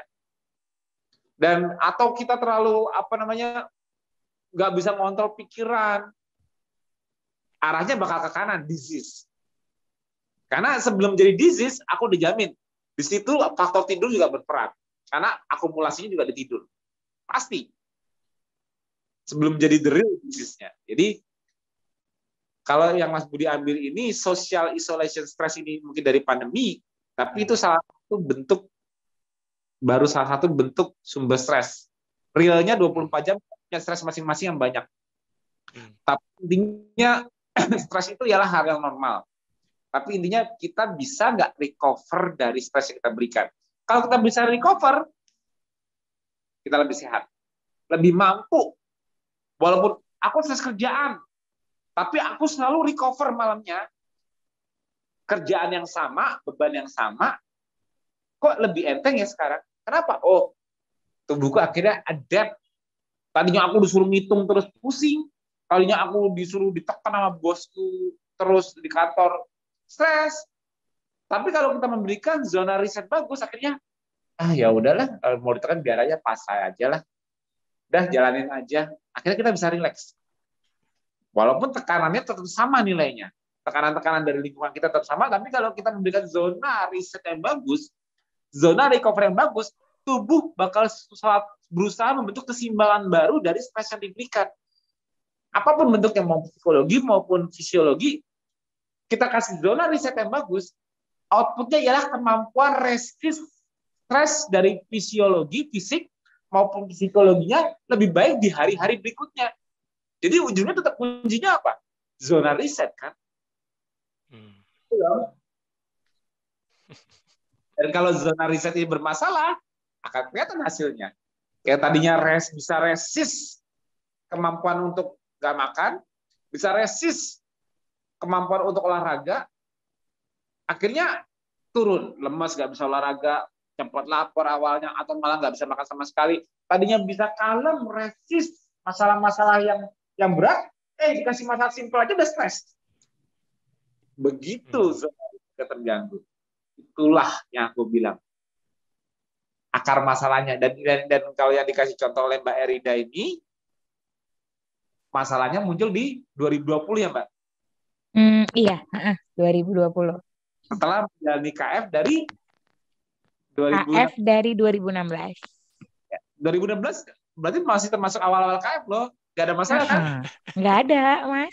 2020 Malah itu loh, Mas. Masya Allah, kayak suamiku kan kemarin penumpukan purin tuh di sendi jempol kaki. Itu kemarin mau dioperasi karena kan jadinya kayak penonjolan tulang gitu ya, dia topi ya namanya tuh. Jadi purinnya numpuk di situ. Itu KF dari mulai KF yang pertama aja tuh alhamdulillah udah hilang, nggak jadi dibedah. Tuh, dari yang di situ tuh di tulang jempol dia kanan kiri tuh kemarin 2. Makanya udah ngerasain enaknya sih Mas. Tapi itulah godaan setan nyalain setan. Salah. Kenapa Mas? Dari nikmatnya menjalani KF tiba-tiba 2020 bermasalah, kayak itulah dia. Tapi memang stres tuh yang Masya Allah luar biasa dia. Tapi tensi juga sekarang balik ke kayak gadis dulu Mas, 90. Jadi akhirnya susah buat ini malah donor, nggak mau mereka kan karena 90 gitu. Mau naikin ke 100 tuh kan. Tapi kalau malam tuh kurang tidur, besok pagi bisa tuh 100, 110. Kalau bagus tidurnya tuh ya udah 90 aja terus. Jadi asal udah mau ke PMI nggak boleh Mbak 90 tensinya. Tensi bukan? Iya Mas? Tadi ngomongin tensi bukan? Tensi. Dulu kan dari gadis tensi 90 tuh gitu. Waktu yang kemarin tuh kan sempat yang habis lahiran sampai 180. Nah, sekarang udah balik lagi. Aku aja tensi itu tidak pernah dari 110, jarang banget dari 110. 104, 95, 96 masih itu atasnya. Bawahnya 65, 70. Sama Mas, sekarang tuh gitu. Tuh 90/70, makanya aku susah donor. Nggak mau mereka. Aku tambah lemes. Padahal nggak lemes kan ya, gitu loh kitanya. Nggak kental. Kenapa harus tensinya tinggi-tinggi? Ya kan? Cuma kan teori mereka kan masih teori karbo, Mas. jadi maksudnya Mas Tio, kita keluarin sendiri terus kita tinggal sodorin nih, udah tak keluarin. Terima enggak? Jadi dari kemarin tuh pengen donor kan, jadi Mbak cuma 90 gitu. Waduh, saya bisa 110 tuh, tapi kalau malam tidurnya nggak bagus tuh Mas, besok paginya memang bisa 110, 100, tapi kalau tidurnya bagus tetap 90 aja dia. Aku aja kalau kayak kemarin aku sempat lihat ini kok gula darah tumben banget ya sampai 89, 85, karena rata-rata gula darahku itu antara 65 sampai 75. Justru malah kalau aku naik gula darahnya sampai 85, 89, 90, aku mikir apa ya salah ya? Aku cari tahu. Kalau orang dunia karbo normal. Di kita udah biasanya aku mikir ini pasti ada stres berlebih di tubuhku yang perlu aku koreksi. Apa aku lagi apa tidurku semakin kurang bagus, kok bisa sampai 90-an ya?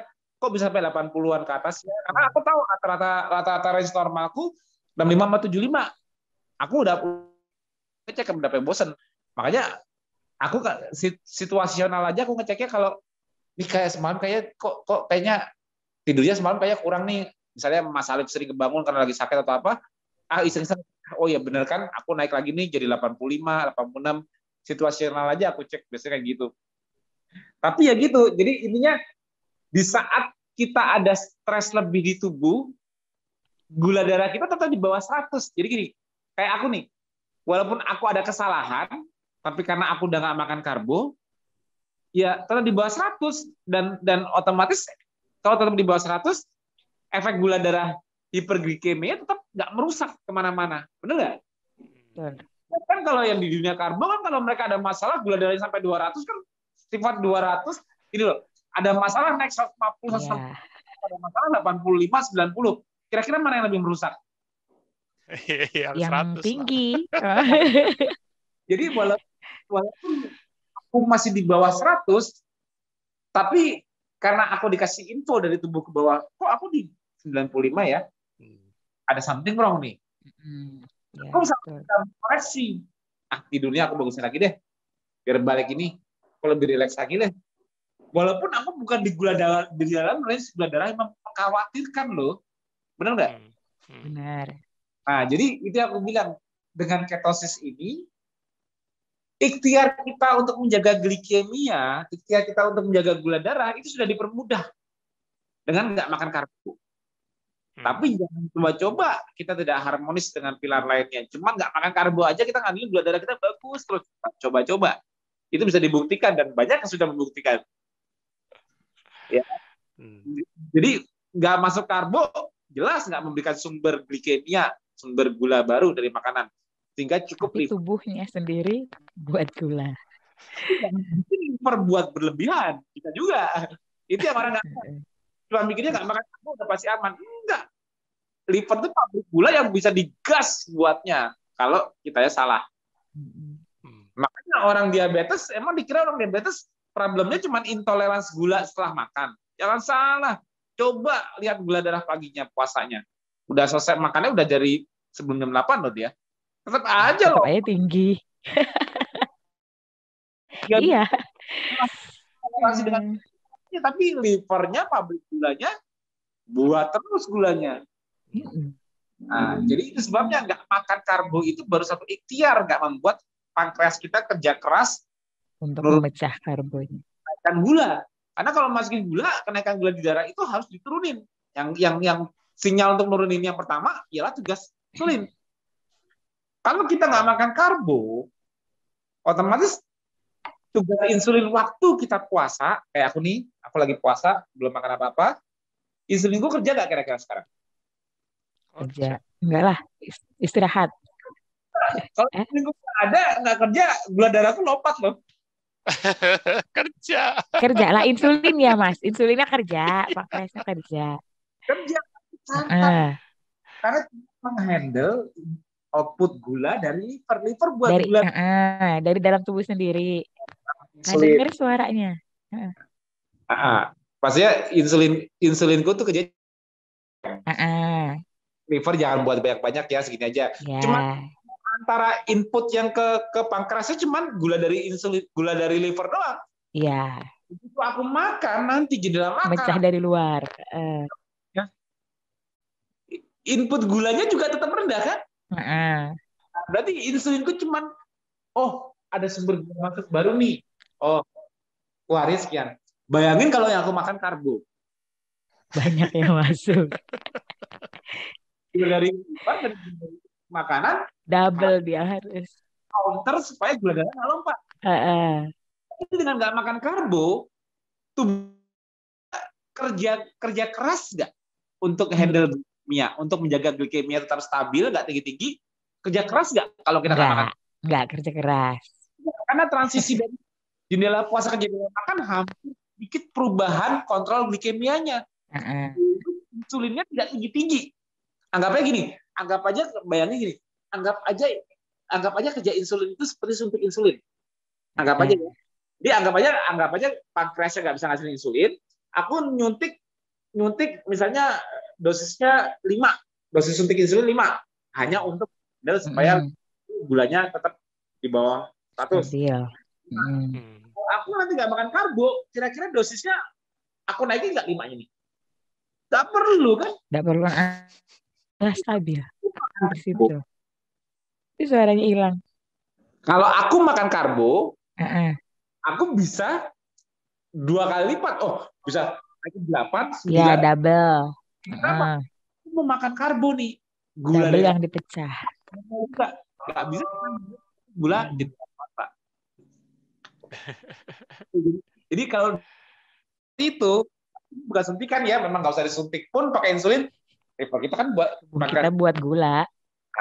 Itu maksud bahwa sensitivitas insulin kita bakalan bagus kalau kita nggak makan karbo. Pankreas nggak kerja keras, sensitivitas kita insulin bagus. Nggak insulinnya tinggi terus. Akhirnya nggak hyperinsulinemia. Karena kalau hyperinsulinemia terus, insulin tinggi terus, akhirnya suntik. Akhirnya insulin di seluruh tubuh ini, sel-sel otot akhirnya resisten. Kalau sering banyak, akhirnya nggak sensitif lagi. Malah jadi akhirnya resistensi insulin. Karena selalu sering banyak peredaran insulin untuk handle gula dari liver dan dari makanan. Nah, kalau kita sekarang udah ketosis, makan karbo, dan gula di liver, udah. Aku nggak makan karbo. Pikirkan gimana liver nggak buat gula berlebihan.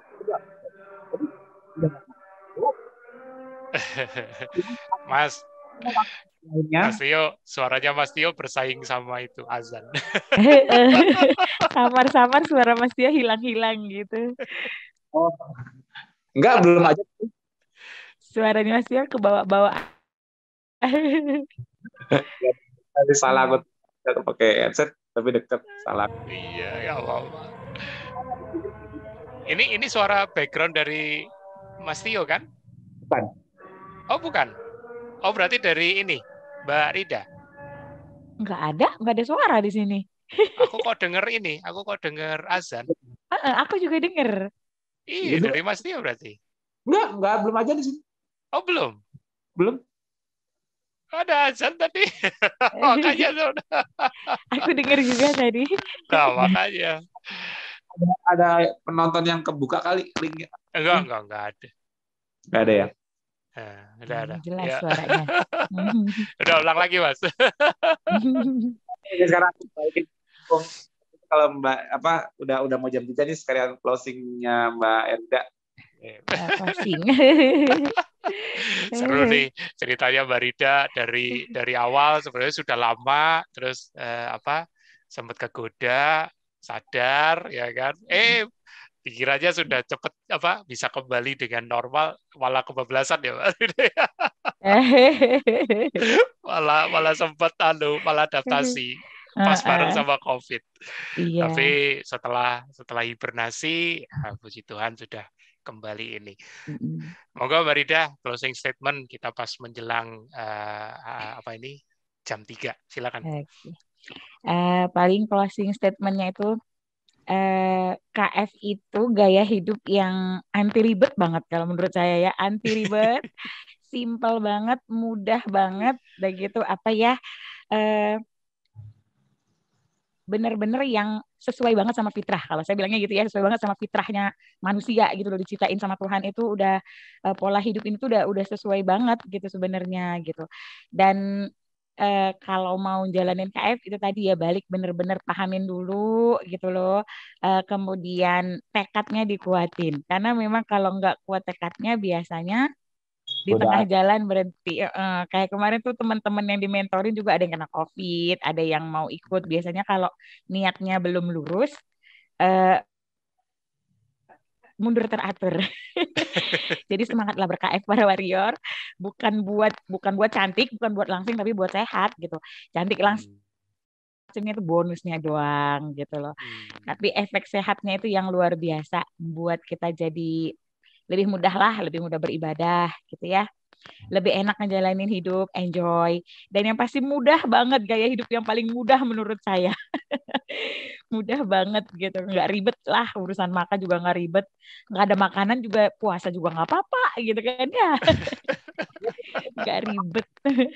Erida bisa menjalani bertahun-tahun pola yang sama karena mudah kan, bukan karena susah kan? Iya, karena mudah Mas. Ada nggak pola lain yang capek-capeknya aku pulang praktek, pulang kerja atau apa, dadar telur aja selesai. Ya, Mbak, apa dulu sebelum KF diet apa gitu, aku nggak tahu yang bisa sampai selama ini, ada nggak? Nggak ada. Buah aja sebentar. Kemarin buah sempet kan Mas, yang aku memang buah gitu ya. Padahal aku suka buah gitu loh. Kalau dipikirkan aku suka buah ya. Dari dulu aku senang buah. Tapi nggak lama. Akhirnya nggak lama. Karena memang ya itu nggak ngerasain, kalau aku ya bilang nggak ngerasain efeknya ke badannya aku gitu. Nah pas yang ketuk ini dari yang 1 bulan aja yang masalah haidku tuntas waktu itu ya gitu. Aku nggak ngerasain. Cuma aku belajar kembali ke sini itu akan datang kalau hiperstres. Maksudnya kalau pikiranku nggak tenang, rasa sakit ketika haid itu bisa muncul. Nah itu dia yang aku perhatiin makin ke sini gitu loh. Nah kalau kemarin yang itu tuh memang, iya Mas? Maksudnya jadi penting kan, ternyata nggak cuma makanan doang ya, ternyata Nah, makanan bisa mempengaruhi ya. iya, betul. Dan ternyata itu faktor paling utama sebenarnya tuh stres pikiran bukan stres makanan. Istilahnya kalau kecolongan-kecolongan dikit, efeknya tuh nggak yang sampai kayak kecolongan stres pikiran kan, Mas. Ternyata aku buktiin gitu loh. 3 bulan aku terkapar gitu kan.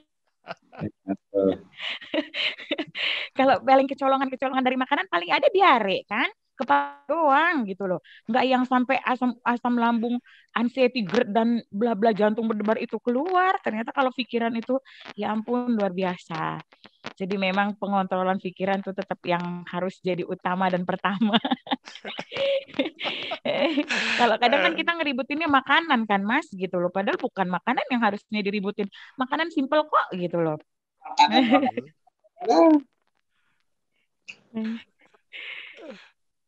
Keren. Jadi Mbak Rida seorang dokter gigi, tapi cukup haus loh, cukup haus untuk selalu mencari, ya kan? Ya memang untuk paham itu tidak perlu. Aku nggak bilang kompetensi itu penting, penting sih, ya kan? Kalau ada kesempatan bisa belajar secara resminya itu jauh lebih bagus. Tapi memahami secara esensialnya, nah itu yang tidak semua orang bisa, ya kan? Apalagi Ajari. iya, ngajarin juga kalau nggak mudah ya Mas. tapi sukses loh buat dokter gigi, sukses loh. Umumnya jadi meningkat juga kan. Kenapa Mas? Dengan kejadian 3 bulan itu, life experience itu kan juga membuat Mbak bertambah ilmunya dan tahu cara mencegahnya kembali kan. Bener banget Mas gitu. Jadi memang langsung tahu kalau tidur aja aku kalau udah mulai terganggu tidurku itu ceritanya misalnya habis subuh gitu udah selesai ritual yang subuh itu aku sebelum masuk jam kerja aku usahain tidur dulu. Nah gitu loh. Ngebayarin utang tidur malamnya aku gitu. Itu wajib banget sekarang. Pokoknya tidur tuh nggak boleh yang kurang lah kalau aku Mas. Karena udah ngerasain banget kemarin efeknya itu ya ampun. Ampun banget. Aku paling mencermati kalau misalnya Mbak Rida masih punya mimpi bisa donor, pesanku satu, ya udah bikin aja nggak tidur dulu supaya tensinya naik. Tapi ini cuma buat Mbak Rida, bukan buat yang lain. Aduh, thank you Mbak Rida. Ini dari Kepri ya kan, cukup bagus ini testimoninya, sharingnya, dan puji Tuhan sinyal juga tidak ada kendala ya. Thank you untuk Mbak Rida. Mas Tio, thank you juga yang terus ini mendampingi, nggak capek-capeknya memberi pencerahan ya kan. Makin pandai sekarang mengawamkannya. Ya memang karena aku udah bilang sama Mas Budi kemarin, kalau aku itu kan kemarin cerita kalau Mas Budi dulu pernah mengalami kayak gitu gara-gara apa? Selalu Mas pengen punya kontrol sesuatu, begitu kehilangan kontrol jadi kepikiran, bawa pikiran gitu kan? Iya betul. Kayak gitu Mas. Justru aku malah nggak mau punya kontrol. Jadi gini, lebih suka TFA gini kenapa? Aku nggak belajar apa langsung lulus. Jadi aku mau mengeluarkan apa aja ya jalanin aja TFA-nya. Tiba-tiba aku nggak tahu ilmu apa yang mau aku share ya besok ya. Ya kayak gini secara slow, play it by ear. Maksudnya ya udah jalan aja. Tiba-tiba nanti ada aja ilmu yang muncul. Itu aku bilang. Jadi yang aku lakukan dengan TFH ini juga aku lakukan dengan hidupku sehari-hari. Jalanin aja hidupku. Ada masalah apa? Kerjain aja dulu masalahnya. Di solving saat itu juga aku nggak mau kepikiran, nggak mau punya kontrol. Aku nganggap ya usaha, abis itu berpasrah. Dah, usaha berpasrah. Aku nggak merasa punya kontrol terhadap segala sesuatu. Aku let go aja. Mungkin itu salah satu resepku kenapa aku bisa santai. Kenapa? Ya jalanin aja hidup ini. Bisa sebaik mungkin. Tidak harus punya kontrol akan apa yang terjadi. Itu nggak tahu, udah jalanin aja. Itu mungkin yang bisa aku bagikan sebagai cara resep hidupku. Jalanin aja, dah. Jalanin, ikhtiar, berusaha terbaik, selesai. Dah. Nggak usah punya kontrol, aku harus pasti ya, nanti gini, kalau nggak aku kepikiran. Jangan, dah. Bismillah aja, udah. Pasrah setelah itu. Di ikhtiar, habis itu istiqomah, dah. Pasrah. Keren. Nah itu bermanfaat.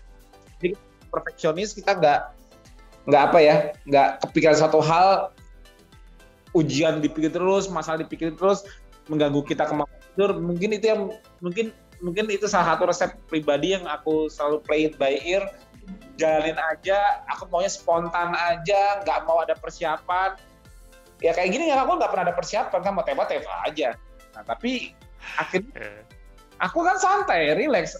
Aku kelihatannya bawaannya gimana? Kalau Mbak Erida lihat, aku orangnya bawaannya gimana? Santai, Mas. Kayak nyeleneh nggak maksudnya? Ya udah. Nggak baper juga walau gaptek. Aku tuh kadang-kadang juga nggak peduli orang mau ngeliat aku, mau dibilang kurusan kayak, mau dibilang pada gini.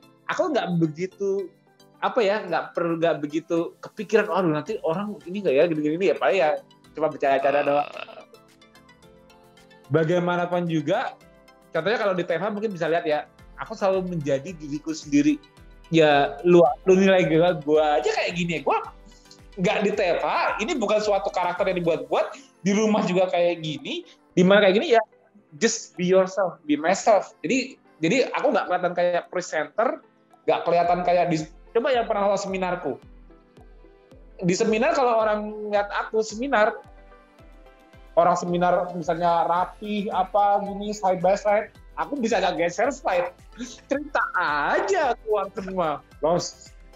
Ya, karena itu aku tipikalnya seperti itu. Ya ini gue mau gimana lagi. Nah, tapi mungkin konsep-konsep seperti ini bisa aku tularkan untuk membuat orang-orang yang misalnya terlalu pengen punya take control atau apa gitu, mulai let go lah, udahlah, pasain lah, terserah apa hasil besok, terserah apa penilaian orang, terserah, just do your best.